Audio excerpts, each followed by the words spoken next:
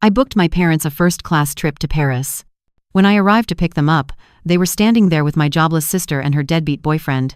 My mother smiled and said, "Chloe will go instead of you. She needs this more." What they didn't know was that by replacing me, they had just cancelled their entire inheritance. You won't believe what happened next. Before we continue, please subscribe and hit that like button if you know what it feels like to be the family scapegoat who finally gets the last laugh. Trust me, you'll want to hear how this ends. My name is Brooklyn Carter. I'm 36 years old. I run brand strategy for Fortune 500 companies in Manhattan. My life is planned to the minute. Every detail, every second. This trip was no exception. 3 first-class tickets on Air France to Paris, a week at the 5-star Ritz Carlton, private tour, Michelin star dinners.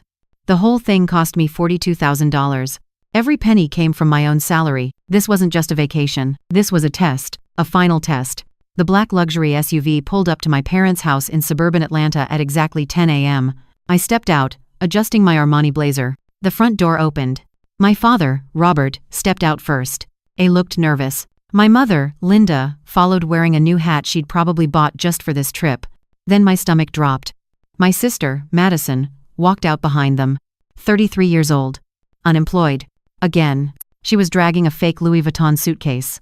Behind her was her boyfriend, Tyler Bennett. Another loser. Another mouth to feed. My mother saw the look on my face. She gave me that smile. The smile I knew too well. The smile she used right before she took something that was mine. "Brooklyn, sweetie." Her voice was sickeningly sweet. "We have wonderful news. We've decided to bring Madison along." I kept my voice flat. "Bring her along?" "Mom, I only booked 3 tickets. You, Dad, and me." My mother let out a condescending little laugh. "No, honey. We decided Madison is going instead of you." She didn't even bother to lower her voice. "Your sister has been under so much stress lately. She really needs a break. You're always working in New York anyway. It doesn't matter if you go or not." I stared at her. Then I looked at Madison. The golden child. The one who'd never held a job longer than 6 months. The one who still lived at home at 33.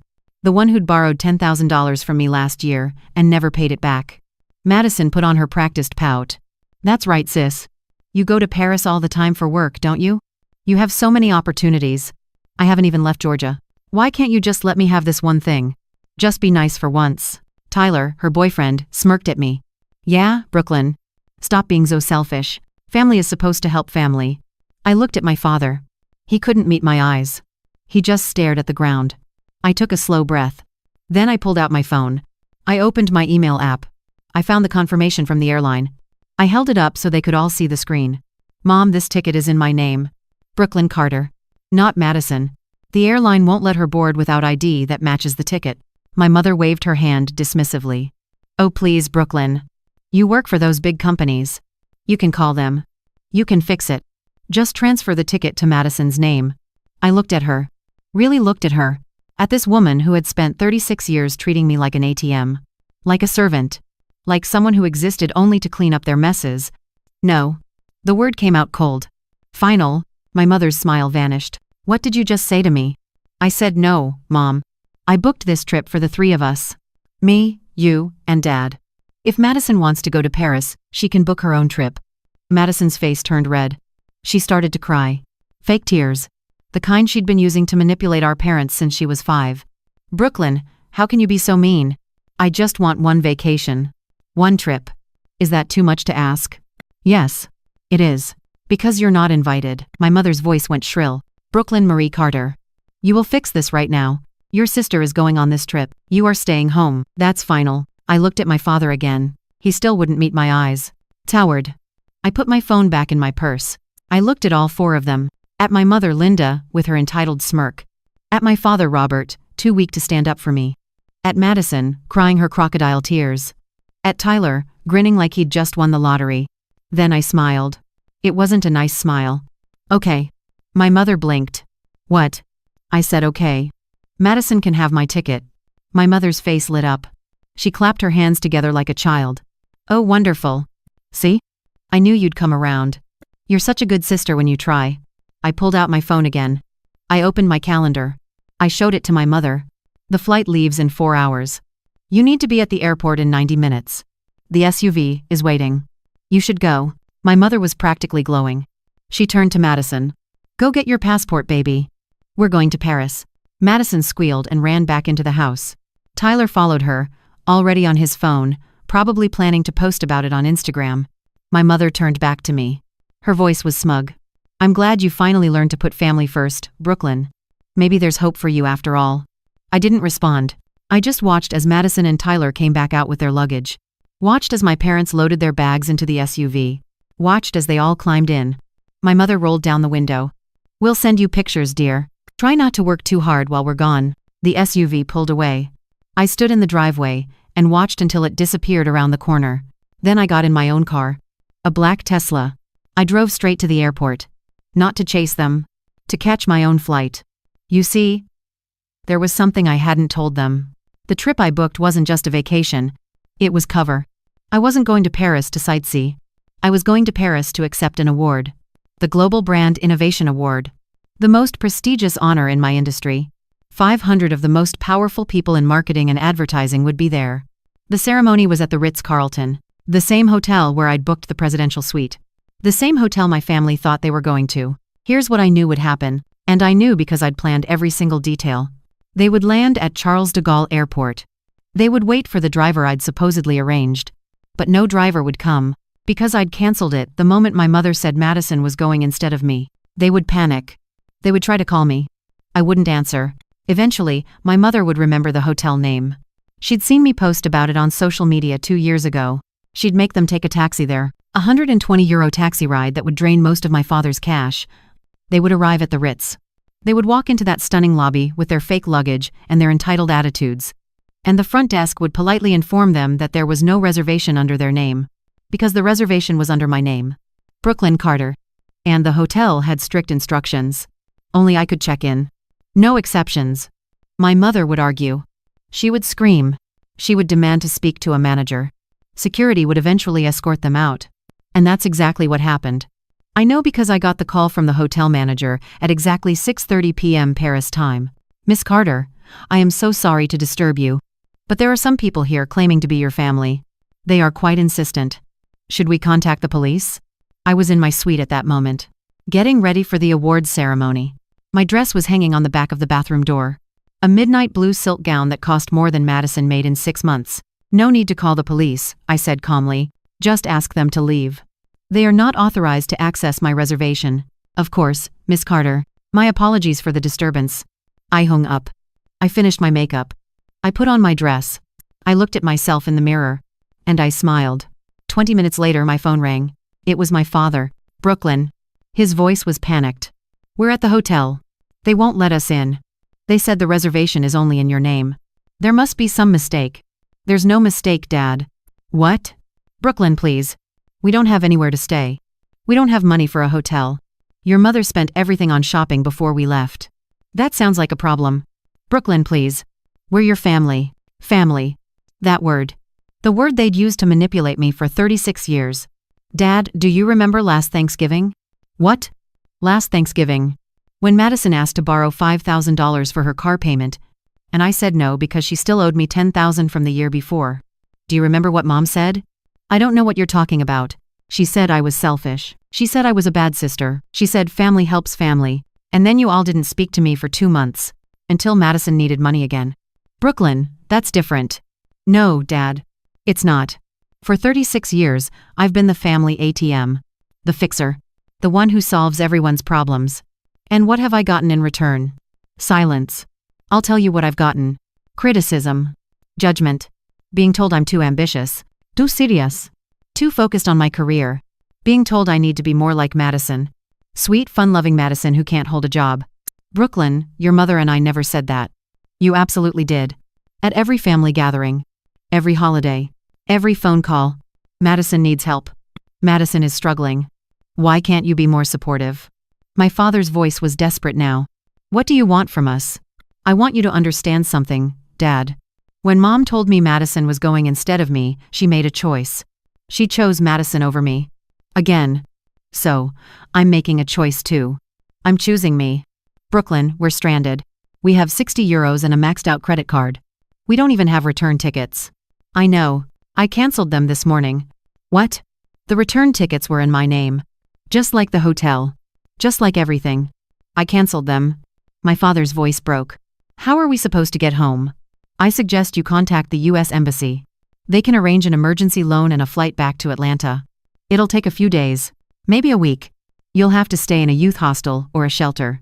But you'll survive. Brooklyn, please. Your mother is crying. Madison is hysterical. Good. Maybe she'll learn something. I have to go now, Dad. I have an award ceremony to attend. Brooklyn, don't do this. I already did it. The moment you all chose Madison over me. Again. I hung up. I blocked all their numbers. Every single one. Mom. Dad. Madison. Tyler. Then I went downstairs to the ballroom. The ceremony was spectacular.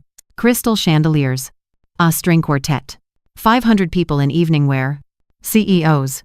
Creative directors. Industry legends. When they called my name, the applause was deafening. I walked onto that stage and accepted the award. The crystal trophy was heavy in my hands. Real. Solid. Everything my family never was. I gave my speech. I thanked my team. My mentors. My colleagues. I didn't mention my family. Not once. After the ceremony, there was a reception. Champagne. Caviar. Conversations with people who actually valued my intelligence and my work. At one point, I stepped outside onto the terrace. The Ritz overlooks the Place Vendôme. It was beautiful. The lights of Paris stretched out in every direction. I pulled out my phone. I had 47 missed calls. Texts flooding in. Mom, this is cruel. Dad, please answer. Madison, I hate you. Tyler, you're a psycho. I deleted them all. Then I saw one more notification. A voicemail from my father. I almost didn't listen to it. But curiosity got the better of me. His voice was broken. Brooklyn, we're at the police station. They're helping us contact the embassy. Your mother won't stop crying. She keeps saying she's sorry. Madison won't speak to anyone. I just want you to know that we understand now. We understand what we did. We took you for granted. We used you. We treated you like you didn't matter. And you're right.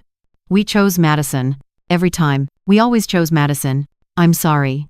I know it's too late. I know you won't forgive us. But I want you to know that I finally see it. I see what we did to you. And I'm ashamed. He paused. I could hear him crying. I hope you win your award, Brooklyn. You deserve it. You deserve everything good.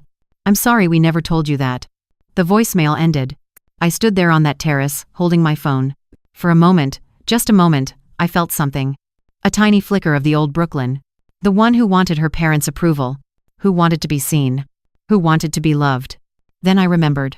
I remembered every birthday they forgot. Every achievement they dismissed. Every time Madison got everything, and I got nothing. Every time I cleaned up their messes. Every time I paid their bills. Every time they made me feel small. And that flicker died. I deleted the voicemail. I turned off my phone completely. And I went back inside to the party. The next morning, I had breakfast in my suite. Fresh croissant. French press coffee. Orange juice squeezed tableside. I spent the day in Paris doing exactly what I wanted. I went to the Louvre. I had lunch at a cafe in Montmartre. I bought myself a Hermès scarf. Not because I needed it, but because I could. That evening, I flew back to New York. First class. Champagne. Warm nuts. A bed in the sky. When I landed at JFK, I turned my phone back on. More missed calls. More texts. I ignored all of them. I went home to my penthouse in Tribeca. Floor-to-ceiling windows overlooking the Hudson River. A space that was entirely mine. 3 days later, I got an email. It was from my mother's cousin, Diane. She was the only family member I still respected. Brooklyn, I heard what happened in Paris. Your mother called me from the embassy. They made it home yesterday. I just wanted you to know that I understand why you did it. I've watched them treat you like garbage for years. You don't owe them anything. You never did. I'm proud of you. Love, Diane. I sent her a simple reply. Thank you. That was it. That was the end of the story. My parents tried to reach out a few more times over the next few weeks. Emails. Letters. Even a package with a card that said we're sorry. I returned everything. Unopened. Madison tried to add me on Instagram. Blocked. Tyler sent me a Facebook message calling me every name in the book. Blocked. I didn't go home for Thanksgiving that year. Or Christmas. Or ever again. I built my own life. My own family. Friends who valued me. Colleagues who respected me. A career that fulfilled me. And every single day, I wake up in my beautiful apartment, and I feel free. Free from their expectations. Free from their manipulation. Free from the weight of being the responsible one who got nothing in return. People ask me sometimes if I regret it. If I feel guilty. The answer is no. Not for 1 second.